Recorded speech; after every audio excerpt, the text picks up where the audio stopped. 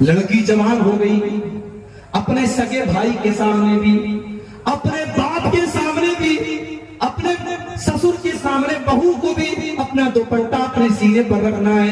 یہ نہیں کہ چلو یہ تو میرا باپ ہے، یہ تو میرا بھائی ہے، یہ تو میرا بیٹا ہے. قرآن کہتا ہے وَلْيَضْرِبْنَ بِخُمُرِهِنَّ عَلَى جُيُوبِهِنَّ، اے مسلمان عورتوں اپنے گریبانوں پر اپنا دوپٹہ ہمیشہ رکھا کرو. اپنے گھر میں اپنے محرم رشتہ داروں کے سامنے بھی تمہیں اپنا دوپٹہ اپنے سینے پر رکھنا ہے. لڑکی کالج جا رہی ہے، ٹھیک ہے، کالج میں پڑھانے والا ٹیچر مرد ہے، جینٹس ہے، وہاں اس سے ٹیچر سے بات کرنا ہے. لڑکی دکان پہ سامان لینے گئی، دکاندار جینٹس ہے، مرد ہے، اس سے بات کرنا ہے. کسی غیر محرم سے بات کرنے کی ضرورت پڑ گئی، موبائل پر کسی کمپنی والے کا کال آ گیا، کسی مرد کا کال آ گیا، بات کرنا ہے. اب اللہ نے اس غیر محرم سے، اس مرد سے عورت بات کیسے کرے گی، اللہ نے اس سے بات کرنے کا سلیقہ بھی قرآن میں بتایا. فرمایا فَلَا تَخْضَعْنَ بِالْقَوْلِ فَيَطْمَعَ الَّذِي فِي قَلْبِهِ مَرَضٌ.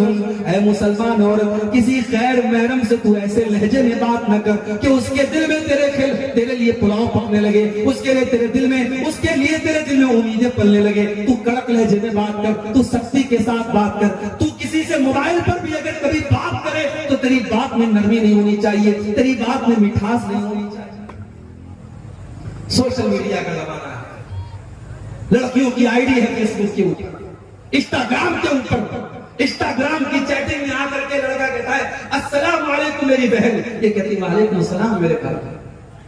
کبھی اپنے سگے بھائی سے اتنے پیار سے بات نہیں کی تھی جتنے یہ انسٹاگرام والے بھائی سے بات کرتے ہیں. 2-4 دن تک وہ بھائی رہتا ہے، پھر وہ کہتا ہے تمہاری آواز سننے کا من کر رہا ہے. یہ ادھر سے وائس آواز بھیجتی، اپنی آواز میں کچھ بول کر کے ماشاءاللہ تمہاری آواز تو بہت خوبصورت ہے، حالانکہ نہایت بیکار آواز ہے، مگر یہاں تو پلاؤ پک رہی ہے عشق اور محبت کی. لڑکی کی تعریف کرتا ہے، لڑکی خوشی کے مارے پھولے نہیں سما رہی ہے، پھر فوٹو بھی بھیج رہی ہے، پھر ویڈیو بھی بھیج رہی ہے، پھر ملاقات کا اپوائنٹمنٹ بھی مل جاتا ہے. لڑکا لڑکی ملاقات بھی کرتے ہیں، اور واٹس ایپ اور فیس بک اور انسٹاگرام کی ایک چیٹنگ ہوٹل کے کسی کمرے میں جا کر کے بند ہوتی ہے. میرے بھائیوں، یہ سوشل میڈیا کا استعمال، میں یہ تو نہیں کہتا کہ لڑکیوں کے لیے حرام ہے، مگر میری بہنوں اگر آپ نے ذرا سے بھی اگر کسی کو اپنی انگلی پکڑائی تو کلائی پکڑنے میں دیر نہیں لگے گی. یہ مرد عورت کا رشتہ چنگاری کی طرح ہے، اس لیے اللہ نے کہا وَلَا تَقْرَبُوا الزِّنَا، زنا کے قریب بھی نہ جانا. اگر جاؤ گے تو جل کر کے بھسم ہو جاؤ گے. اتنا بڑا گناہ ہے زنا. اگر تمہارا زنا کرے تو اسلام کہتا ہے 100 کوڑے مارے جائیں گے. لڑکی کو بھی 100 کوڑے مارے جائیں، لڑکے کو بھی 100 کوڑے مارے جائیں. بھارت کا قانون کہتا ہے اگر آپس کی سہمتی سے زنا ہوا ہے تو اس میں کوئی آپتی نہیں ہے، کوئی گناہ نہیں ہے. اسلام یہ کہتا ہے اگر زنا ہوا ہے، اویت سمبند قائم ہوا ہے، نکاح کے بغیر اگر رشتہ قائم ہوا ہے، لڑکے کو بھی 100 کوڑے مارے جائیں، لڑکی کو بھی 100 کوڑے مارے جائیں. قرآن کہتا ہے وَلْيَشْهَدْ عَذَابَهُمَا طَائِفَةٌ مِّنَ الْمُؤْمِنِينَ. جب زنا کی یہ سزا دی جائے تو پبلک کے سامنے دی جائے، علل اعلان دی جائے، کسی بند کمرے میں نہ دی جائے. اتنا بڑا گناہ ہے. اور اگر زنا کرنے والا شادی شدہ ہے، میریڈ ہے، وواہت ہے، یا وہ عورت شادی شدہ ہے، کسی کی بیوی ہے اور اس نے زنا کیا ہے، تو اتنا بڑا گناہ ہے کہ اللہ کے نبی کہتے ہیں پتھروں سے مار مار کے رجم کر دیا جائے، اس مرد کو ختم کر دیا جائے، اس عورت کو ختم کر دیا جائے. انہیں جینے کا ادھیکار نہیں ہے کیونکہ انہوں نے اتنا بڑا گناہ کیا ہے. لیکن یہ بات یاد رکھیے، یہ سزا اسلامی قانون کے تحت دی جائے گی. آج ہمارے ملک میں چونکہ ہمارے ملک کا اپنا قانون چلتا ہے، اگر ہمارے گاؤں وغیرہ میں اگر اس طریقے کی کوئی گھٹنا ہو جائے تو ہم اس میں یہ نہیں کہ ہم یہ قانون نافذ کر دیں گے اور سزائے موت دے دیں گے. ہم بھارت کے قانون کے دائرے میں رہ کر کے اس کو جو سزا ہو سکتی ہے وہ سزا دلانے کی اور دینے کی کوشش کریں گے. لیکن زنا اتنا بڑا پاپ ہے میرے بھائیوں. آپ یہ سوچئے کہ اسلام نے شادی شدہ زانی اگر ہے تو سزائے موت قرار دی ہے. اسی لیے اللہ کہہ رہا ہے وَلَا تَقْرَبُوا الزِّنَا، تم زنا کے قریب بھی نہ جاؤ. یہ بہت گندا کام ہے اور بہت برا ہے. 7 چیزیں ہو گئی. نمبر 8 وَلَا تَقْتُلُوا النَّفْسَ الَّتِي حَرَّمَ اللَّهُ إِلَّا بِالْحَقِّ، کسی نردوش کی ہتیا نہ کرنا، کسی بے قصور کو قتل نہ کرنا جس کو قتل کرنے کی اجازت اسلام نے تم کو نہیں دی ہے. فلسطین کا معاملہ چل رہا ہے، ہمیں معلوم نہیں اندر کون کون سی باتیں، کہنے والے تو یہ بھی کہتے ہیں کہ حماس نام کی جو ایک تنظیم آرگنائزیشن ہے، یہ سال 2 سال میں ایک حملہ کر دی اسرائیل کے اوپر۔ اسرائیل حماس کے مقابلے میں بہت زیادہ پاورفل ہے، یہ 2-4 راکٹ چھوڑ کر کے ان کے 10-20 لوگوں کو مارتے ہیں، پھر ادھر سے میزائلوں کی بمباری ہوتی ہے اور بے قصور فلسطینی مارے جاتے ہیں۔ میرے بھائیو، حقیقت کیا ہے؟ ہم اتنی دور سے بیٹھ کر کے سارے حالات کا تجزیہ نہیں کر سکتے، مگر ہمیں یہ حالات دیکھ کر کے دکھ ہوتا ہے کہ بیت مسلمان کا خون رہا ہے، چھوٹے چھوٹے بچوں کی لاشیں بچ رہی ہیں، چاہے حماس کا، اگر حماس کا حملہ اسرائیل کے اندر عام شہریوں پر اور ناگرکوں پر ہو رہا ہے اور ان کے بیوی بچوں کو مارا جا رہا ہے، تو اس کو بھی ہم جائز نہیں قرار دے سکتے۔ اور اسرائیل جواب میں اگر کارروائی کر رہا ہے اور فلسطینیوں کو مار رہا ہے تو یہ بھی ناجائز ہے۔ آخر اسرائیل کو وہ دھرتی تو فلسطین سے ہی ملی تھی، وہ علاقہ تو فلسطین کا علاقہ تھا جسے آج اسرائیل نے ہتھیا لیا اور دھیرے دھیرے فلسطین پر وہ قبضہ کرتا چلا جا رہا ہے۔ یاد رکھو، آج میڈیا بھی بالکل ایک طرفہ آج فلسطین کے خلاف اور اسرائیل کی حمایت میں بول رہا ہے، جبکہ میڈیا والوں کو یہ جان لینا چاہیے اسی بھارت میں ایک بہت بڑے نیتا ہوئے تھے اٹل بہاری واجپئی، وہ کانگریس کے نیتا نہیں تھے، بی جے پی کے نیتا تھے، ان کی وچار دھارا الگ تھی۔ انہوں نے اس دور میں ایک بیان دیا تھا جو بہت وائرل ہو رہا ہے، انہوں نے کہا تھا کہ بھارت فلسطین کے ساتھ کھڑا ہے اور بھارت کا یہ ماننا ہے کہ فلسطینیوں کو ان کا حق ملنا چاہیے۔ آج ہماری حکومتوں کے معیار بدل گئے، آج میڈیا کی زبان بدل گئی۔ کاش میڈیا والوں کو قرآن کی آیت کوئی جا کر کے بتا دے، اے اسلام کے اوپر آتنکواد کا لیبل لگانے والوں، اسلام کسی آتنکواد کی دعوت نہیں دیتا، اسلام تو کہتا ہے وَلَا تَقْتُلُوا النَّفْسَ الَّتِي حَرَّمَ اللَّهُ إِلَّا بِالْحَقِّ، کسی نردوش کی ہتیا کرنے کا تمہیں ادھیکار نہیں ہے، کسی بے قصور کی ہتیا نہیں کر سکتے۔ یہ سوسائڈ بامبنگ جائز نہیں ہے اسلام میں۔ کوئی گیا کسی شاپنگ مال میں اپنے آپ کو اڑا دیا، 100 لوگوں کو مار دیا، یہ اسلام میں جائز نہیں ہے۔ میرے بھائیوں، کسی ایک بے قصور کی ہتیا پوری مانوتا کی ہتیا ہے، قرآن کی کہتا ہے۔ انسان کی جان کی یہ ویلیو ہے اسلام کے اندر۔ اگر کسی ایک انسان کی کسی نے ہتیا کر دی تو ہتھیارے کو بدلے میں ہتیا کی جائے گی، قاتل کو قتل کیا جائے گا۔ وَمَنْ قُتِلَ مَظْلُومًا فَقَدْ جَعَلْنَا لِوَلِيِّهِ سُلْطَانًا فَلَا يُسْرِفْ فِي الْقَتْلِ إِنَّهُ كَانَ مَنْصُورًا۔ اگر کوئی قتل ہو گیا تو اس کے گھر والوں کو اللہ نے اجازت دی ہے کہ چاہے تو وہ قاتل کو قتل کروا دے، چاہے تو وہ قاتل کو قتل کروا دے، اور چاہے تو قتل کے بدلے ایک بہت بڑا اماؤنٹ جس کو دیت کہا جاتا ہے وہ دیت لے لے۔ یہ ادھیکار اللہ تعالیٰ نے جو انسان قتل ہوا ہے، جو مقتول ہے، اس کے گھر والوں کو دیا ہے۔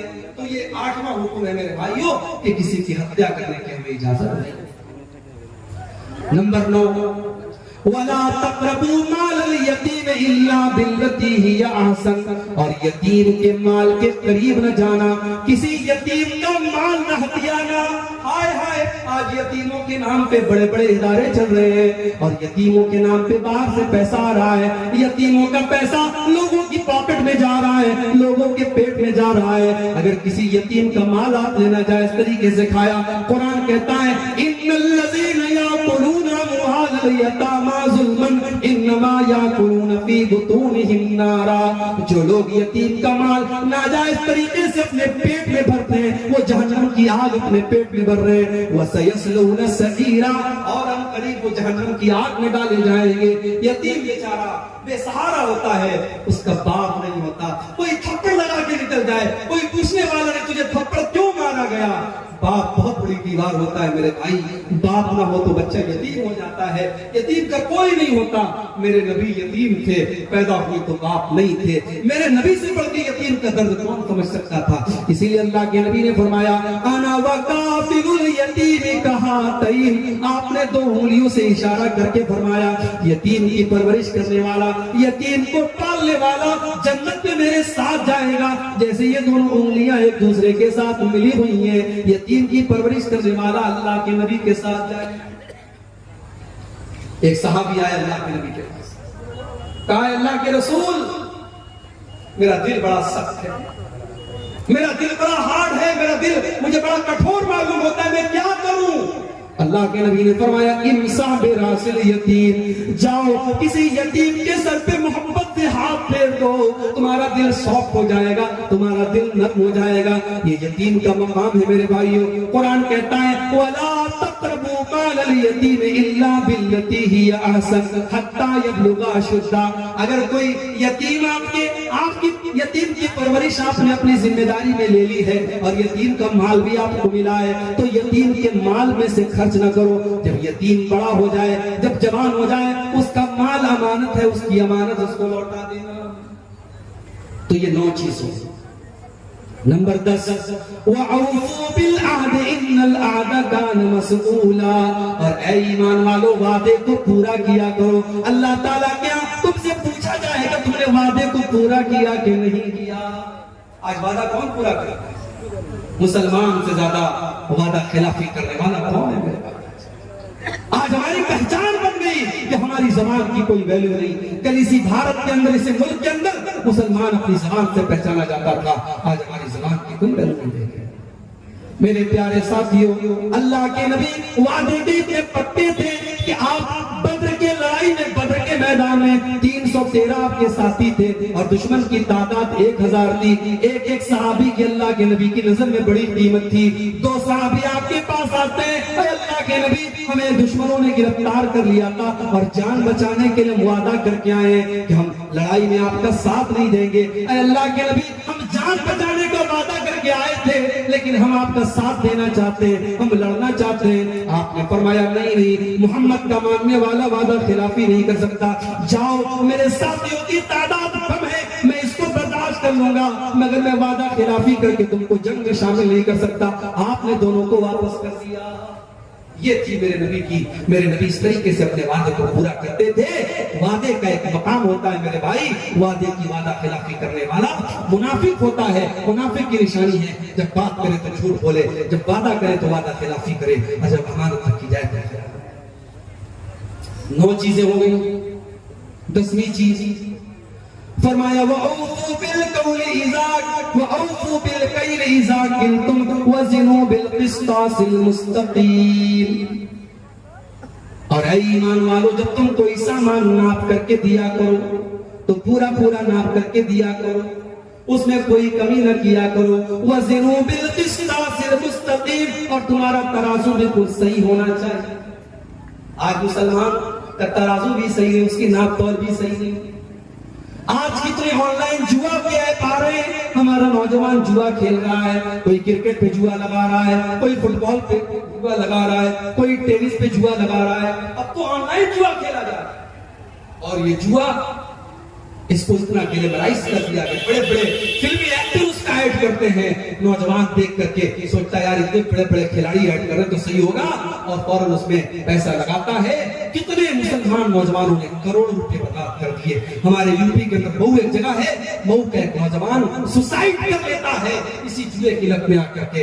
میرے بھائیوں، جوا چاہے تاش کے پتوں سے کھیلا جائے، چاہے سٹے بازی کے ذریعے کھیلا جائے، چاہے آن لائن ایپ کے ذریعے کھیلا جائے، جوا حرام ہے، ناجائز ہے، اس کی کمائی ناجائز ہے۔ حلال طریقے سے بزنس کرو میرے بھائی۔ اللہ کہہ رہا ہے ذالک خیر واحسن تاویلا۔ ناجائز طریقے سے اگر تم پیسہ کما بھی لوگے، وہ پیسہ تمہیں اچھے انجام تک نہیں پہنچا پائے گا۔ حلال طریقے سے پیسہ کماؤ، جائز طریقے سے پیسہ کماؤ، اس کا انجام بہتر ہے۔ اس کے بعد فرمایا وَلَا تَقْفُ مَا لَيْسَ لَكَ بِهِ عِلْمٌ وَلَا تَقْفُ مَا لَيْسَ لَكَ بِهِ عِلْمٌ، جس چیز کی تمہیں جانکاری نہیں ہے اس چیز کے پیچھے مت پڑو۔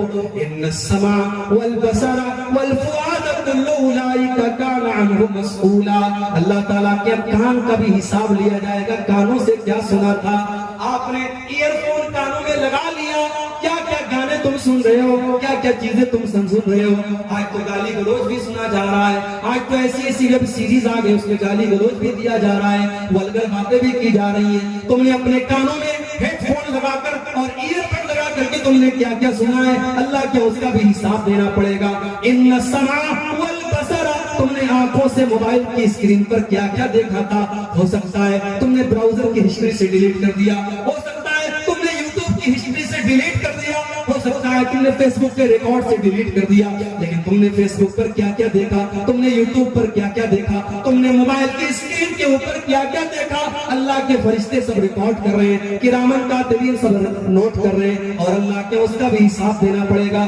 والفؤاد، اور تمہارے دل اور دماغ میں کون کون سے گناہوں کی پلاننگ چلی تھی، کون کون سے گناہوں کا تم نے ارادہ کیا تھا، کون کون سے غلط کام کرنے کی تم نے پلاننگ کی تھی، اللہ کیا اس کا بھی حساب دینا پڑے گا۔ اس ایک آیت کو ہم سامنے رکھیں تو شاید موبائل کا غلط استعمال کرنا ہمارا نوجوان، اللہ کا حساب دینا پڑے گا۔ کہیں ایسا نہ ہو کہ ہمارے موبائل کا غلط استعمال ہماری نیکیوں کو برباد کر دے، ہماری نمازوں کو برباد کر دے، ہمارے حج اور عمرے کو برباد کر دے۔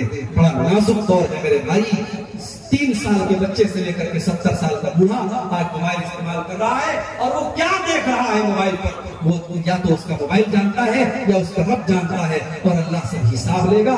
ان السمع والبصر والفؤاد كل اولئک کان عنہ مسئولا، تم کانوں سے، آنکھوں سے اور دل سے کیا کر رہے ہو۔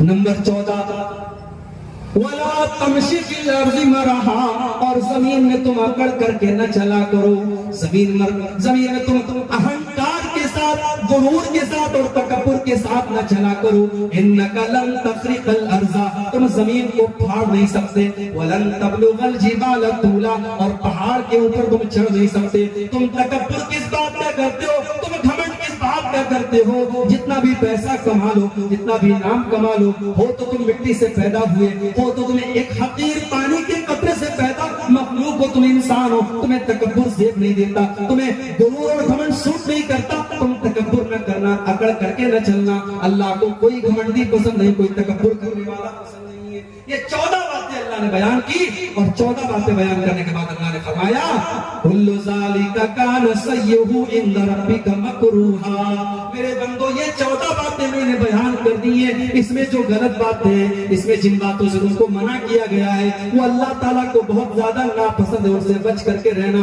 ذَلِكَ مِمَّا أَوْحَى إِلَيْكَ رَبُّكَ مِنَ الْحِكْمَةِ، اے نبی یہ حکمت کی باتیں ہیں جو آپ کا رب آپ کو بتا رہا ہے۔ وَلَا تَجْعَلْ مَعَ اللَّهِ إِلَٰهًا آخَرَ، اور اے نبی 15ویں نصیحت یہ ہے، 15واں حکم یہ ہے کہ آپ اللہ کے ساتھ، اے قرآن پڑھنے والے تو اللہ کے ساتھ کسی اور کو شریک مت کرنا۔ وَلَا تَجْعَلْ مَعَ اللَّهِ إِلَٰهًا آخَرَ فَتُلْقَىٰ فِي جَهَنَّمَ مَلُومًا مَدْحُورًا، تو اللہ کے ساتھ کسی کو شریک نہ کرنا ورنہ جہنم کے اندر ڈال دیا جائے گا۔ پہلی نصیحت بھی یہی تھی کہ شرک مت کرنا، اور 15ویں نصیحت بھی یہی ہے کہ شرک مت کرنا۔ مطلب یہ ہوا کہ ہماری زندگی میں بھی توحید رہنی چاہیے، اور مرتے دم تک توحید رہنی چاہیے، ہمارا خاتمہ بھی توحید پر ہونا چاہیے، ساری زندگی ہم توحید پر رہے، اور خاتمے کے ٹائم اگر ہم نے شرک کر دیا تو ہم برباد ہو جائیں گے۔ اس لیے پہلی نصیحت بھی یہ تھی کہ اللہ کے ساتھ کسی کو شریک مت کرنا، اور 15ویں نصیحت یہی ہے کہ اللہ کے ساتھ کسی کو شریک مت